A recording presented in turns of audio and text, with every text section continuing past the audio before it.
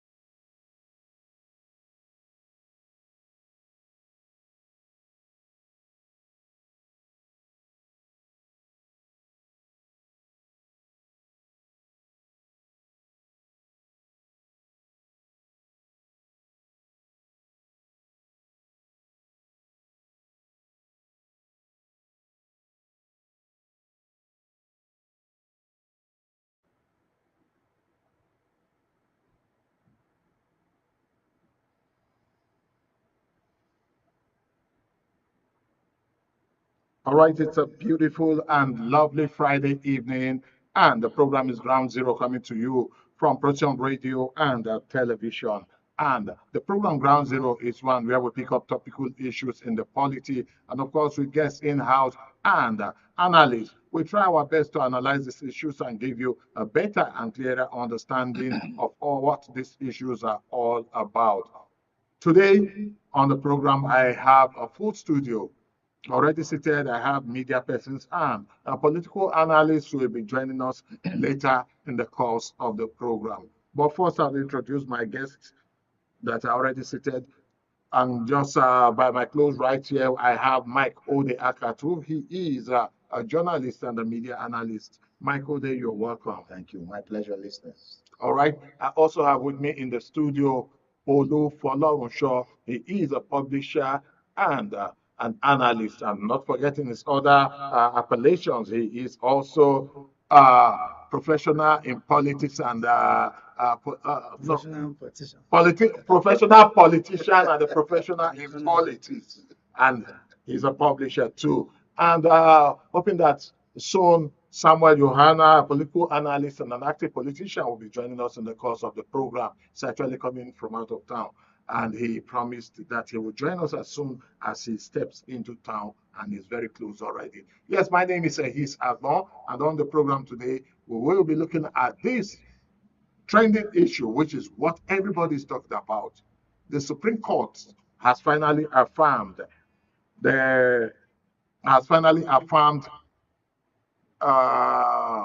Tinubu, Bola Ahmed Tinubu, as a winner of the 2023 presidential poll. The big question now is what next? And the what next that's on the lips of everybody is what we'll be looking at today on the program. But meanwhile, you, the listener, can also be a part of the program by going to our various social media handles and adding your voice to the conversation. And how do you get us? All you need to do is go to ProcyonRTV at ProcyonRTV on YouTube, on Facebook, on Twitter, Instagram, TikTok, LinkedIn, and of course on Thread. All of these are social media portals that you can easily link up to Ground Zero or Procyon Radio and Television. Now, for those that want to watch us live, you can download the Procyon Radio app right now on Google Play Store and experience, because on the Procyon Radio app, you'll be able to watch us on Procyon TV, listen to us on Procyon Radio, and of course, read great news content on ProcyonNews.com. It's a one-stop shop for you to catch the Procyon experience. But for those that just want to go to the YouTube, search for at ProcyonRTV on YouTube, and you'll be able to also watch us. And of course, on Facebook, search for at ProcyonRTV. All of these are provided for you to be able to be part of this experience. Of course, my name is Ehis. You can join me on Twitter on now, before, and after the program at Ehis_Peacemaker. Ehis_Peacemaker. That's my personal handle. You want to have a personal chat with me, you can do that. But for the Procyon Radio and Television, the Twitter handle is at ProcyonRTV. Go to Twitter, search for at ProcyonRTV, and you can also send us a direct message and let's get talking. Now, looking since the election that took place on the 25th of February 2023, and the result that was eventually declared a few days after, so many people had their impression and opinions about the outcome of the election, and this culminated in the presidential candidates and the political parties, the PDP, the APC, and the PDM, APM, taking their case to the Presidential Election Petition Tribunal. And of course, we had the outcome, and there was still further an appeal. APM's case was thrown out and told that it was it lacked merit, and there was this other appellation, but they were made to pay some fine for even appealing after what the Presidential Election Petition Tribunal told them. They were interlopers. Yes. Then Atiku Abubakar went as far as Chicago State University to get some additional evidence to show that Tinubu shouldn't have even contested the election ab initio. Same thing, Peter Obi's claim was that he won the election. The Supreme Court eventually affirmed the Presidential Election Petition Tribunal's judgment, and meaning that Tinubu is here to stay for the next 4 years at least. And with that having been said, and like it is popular in the local parlance, after Supreme Court, it's only the court of God that's remaining. And in my very minimal Hausa, they will say, Abayan Supreme Court, say equal to Allah. The court of Allah. All right. Now that we know that the only court we can go to now, or they can go to now, is the court, is to appeal to the court of God. The God Almighty. Yes, we are here now. And having said that, many people believe that things will start to happen now because of the distraction of the legal tussle. Probably the presidency wasn't having enough time to concentrate. That was why we had some of these economic issues with the dollar sinking to the lowest ever in the history of the currency called the Naira, with over 1,200 Naira going for a dollar. It's 130 now. 130 now is the lowest that has ever happened. And appointments and so many other things. And of course, foreign companies not being very comfortable waiting to hear the outcome of the Supreme Court. And now that that's done, that's the reason why we are saying, what next? And to the political class, what next? To the citizen, they'll say, what next? And for those that want to do business with Nigeria, I would ask them, what next? And to my guests in the studio this evening, I would ask them, what next? So I start from Mike Odeh, Akatu, looking at all of this, what next? Well, for Peter Obi, Atiku, the way forward for them will Atiku has already said it before now that he's not going to retire from politics. He's going to remain and contest. Peter Obi too, I'm sure he will also be thinking of 2027 and 2031. All right.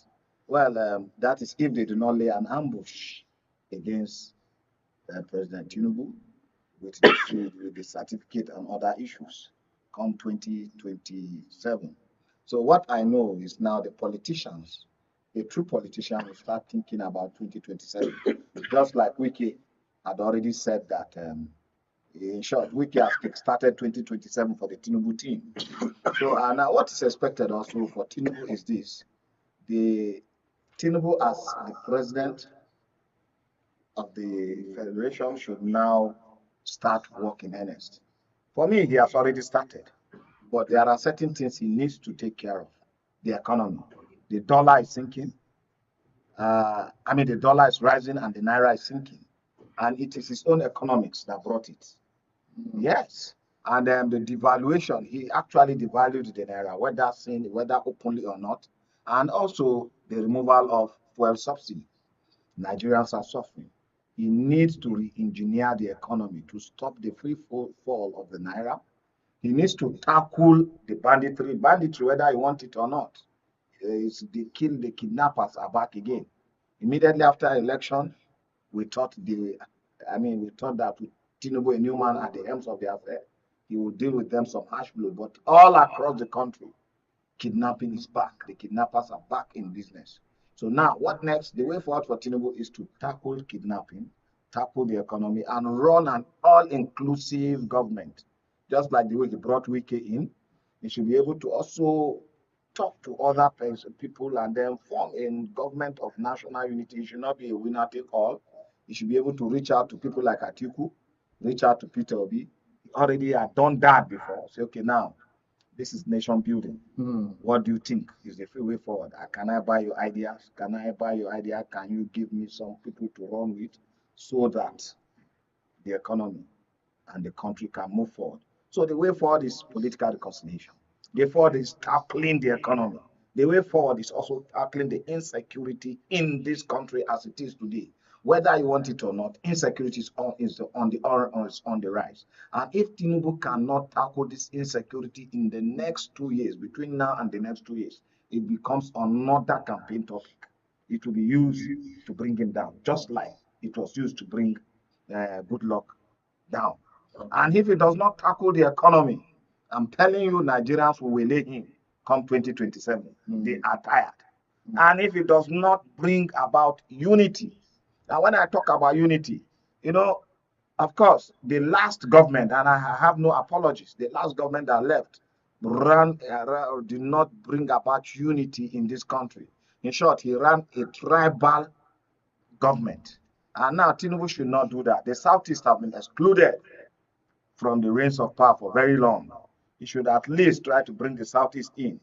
A lot of people from other religious faiths have also cried foul that they were shortchanged by the previous administration. And to a lot of extent, they have their fears are also not unfounded. Tinubu should now strive to bring all Nigerians on board, whether you are an Idoma, whether you're a Yoruba man, whether you're an Igala, whether you're a Fulani, all of them should come together. Already, the Igbos are not really happy. They are saying that the Federal Executive Council, which is about 40, only 4 of them are represented. They should look at them. Well, the Christians have mellowed down a bit. I'm sure probably the president's wife has spoken to them in secret, but because the woman, the wife of the man of the president, is always the power behind the throne. So Tinubu should at least be conscious of where Nigeria was and where it is now. We are not here to huru. It's not here to huru for this country. He should first of all concentrate on tackling the banditry, the economy, and then uniting Nigerians. That's the only way forward. And then by 2027, Nigerians will decide who is going to be the next president. All right, for you, that's what next. I'll come to Folorunso now to tell us what next from his own angle and perspective. Thank you very much, Peacemaker. To me, what next, to me, can be subdivided into 3. Because number 1, the leaders, that is the leadership, the followership, and the opinion molders. Okay. And Tinubu is the team leader, is the leader of the leadership club. Before you go on, let me quickly let our listener know that Samuel Yohana has already joined us. For our viewers, at least they can see that he's with us. Samuel Yohana, you are welcome to the program. Thank you. All right. Uncle Sam, you are welcome. Thank you. Uncle Sam? Yes. Thank you. Okay, Right. Uncle Sam in the sense of a teacher. All right, Folorunso, sorry for breaking the flow. You see, what I'm saying is that this thing has to be subdivided into 3 categories. What next? This is the time for everybody to come and be part of governance. Number 1, leadership. We always blame leadership. But to some of us who have been in and out, I always tell people that Just as we blame leaders, we should blame the followers. Okay. The leaders have their fault, the followers have their fault, then the opinion holders. Now, to the leadership club, of which Tinubu is the captain, Yeah. I believe the victory of yesterday is of his regime, of his government. So he should sit up and start working, hit the ground running, because there's a distraction. Okay. Number two, the followers should now open their eyes and begin to see that the time of campaign or hatred has gone. Even the Holy Book say we should pray for our leaders. We should come and join hands together and support President Bola Tinubu so as to give us the dividend of democracy, which Nigerians deserve. And the opinion molders, of which the media is part of, should sit up and start to see that we should cut some sentimental things that can divide us. The religious leaders, the traditional leaders, they should come up. A situation where somebody will be saying that the number of appointees, Christian appointees, outweighs that of Muslim appointees in Tinubu government. It's not helping the matter. But what we need is, we want somebody that will work. Either the person comes from the traditional club or Islam or Christian. Some of us are less bothered. So what we want now is we want government that will work for the people. Okay. So that is what I believe is my answer to your question of what next. All right. All right. You've had Folorunso's perspective to what should be our what next. And of course, very interesting. I'll come now to Samuel Yohana, looking at all that has happened. I wouldn't know if you'll be listening to us in the car, but I can give you some idea. I have an idea. All right, great. Yes. Now that all of this have happened, Supreme Court has finally affirmed in the next 4 years, there's nothing anybody can do. What next? That's a big question, and that's the question I'm putting to you. What next? That's a very, very vague question. And like my senior here said, Folorunso, this is time for governance. Issue of distraction, oh, this man had won, this man rigged. Events have overtaken that. Nigeria first, before any other person. If those people that contested with President Tinubu during the right election really meant well for Nigeria, they should now come now together and rally around the president and give him necessary support he needs. We all know that the country is in a deep mess at the moment, and no single one person can say that he will be able to resolve the challenge we're going through now. We need a collective ideas, and we're better off together. I just came into town, and while I was away, I see the kind of things we were saying before this judgment. And I will use this avenue to caution some people that they shouldn't throw this country into crisis, please. And like I said earlier, we all need each other. Whether this man was given this appointment for FCT, for Ministry of Works, let's leave it and look at capacity. Supreme Court have done what they did, and like you said, Mr. Ehis, the next 4 years, let's concentrate. It's up to even 4 years. We're looking at, I think we've taken like 7 months. 5 months. I'll just see 4 years as in year count that we'll face. 2023, 2024, 2025. Okay. Let's just put it at 4 years. Okay, at 4 years. Okay. Yeah. I was thinking those months that have gone now. And we are probably looking at another 4 years if Take your first step. Take the first step. Let's 4 years to determine whether there will be another opportunity for another 4 years. So Mr. Ehis, governance, and my advice to Mr. President and other cabinet members, this winner takes all. That should be minimized. Please, should be minimized. It cannot be stopped. It's an African thing. Yeah. It should be minimized. Let's bring in whoever has the capacity that can contribute to nation building, irrespective of political party. Let's move this country forward. The economy is in a serious mess. Insecurity, it's is on the increase. So we need everybody to have the capacity to be on board. And I think the way I know Mr. President, he's someone that likes carrying everybody along, irrespective of tribe and religion. Once you have the capacity, he will carry you along. But if you decide to misbehave, he will not hesitate to show you the way out. Yeah. So that we've known him, and we know how robust his reward system is. So my sincere wish now for him and for all the cabinet members is that they should put the interests of the country first. The issue of you, your family members, your in-laws, it's gone. It's gone. Nigerians don't have time to entertain that anymore. It happened in the past, and we've seen where it has landed us now, that we're all finding it difficult to survive. And as time goes on, we will continue hammering on this. We will continue hammering on this. We're lucky, we're close to the seat of power, and we have people in this government that we see from time to time. So we will always give them that advice. We're on the field, we feel the pulse of the people. So we will always convey all what we get on the field to the people, and the matter of the people that decide where and where things should be perspective. All right, thank you so very much. Now that we are talking of moving Nigeria forward, and the fact that the president, in his magnanimity, most likely would invite everybody to be part of the process of moving Nigeria forward. Let's look at the different